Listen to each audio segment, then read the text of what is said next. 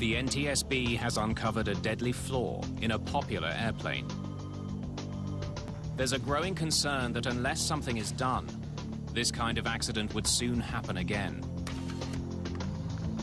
Investigators conclude that problems with the ATR's wing design make it vulnerable to this menace.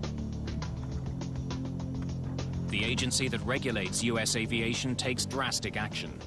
We are going to issue an airworthiness directive this afternoon that will preclude the operation of these aircraft into known icing conditions. The FAA takes swift action, banning all models of the aircraft from flying in icy conditions. This throws regional airlines like American Eagle into chaos. Public concern over the safety of ATR airplanes grows in the aftermath of the Roselawn crash. The most controversial charge: that the FAA had relied on the French authorities to test and certify the aircraft, then rubber-stamped the results. Therefore, the ATR 72 was never really tested by the FAA in any way, shape, and form as though it was manufactured here. The plane's French builder proposes to fix the problem by making the de-icing boots wider so they cover a larger part of the wing. The company also rewrites operating procedures, forbidding pilots from using the flaps or flying on autopilot in icing conditions. In response, the FAA issues an amendment to their earlier directive, loosening operating restrictions on the ATRs. Most airlines decide not to take any chances.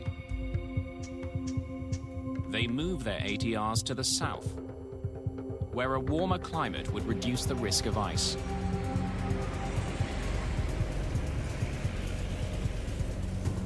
The crash at Roselawn set off a flurry of new research into aircraft icing and the conditions that produce it.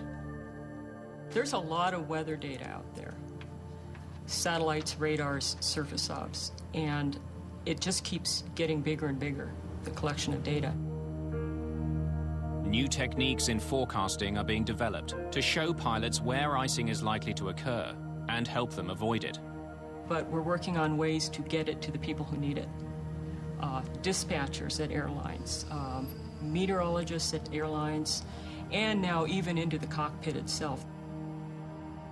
Many of those changes will take time to come into effect.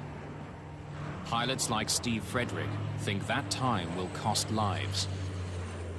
The problem that exists is that there is no technology available today to the pilots or anyone on the ground to accurately forecast or predict where these situations of bad ice are going to occur.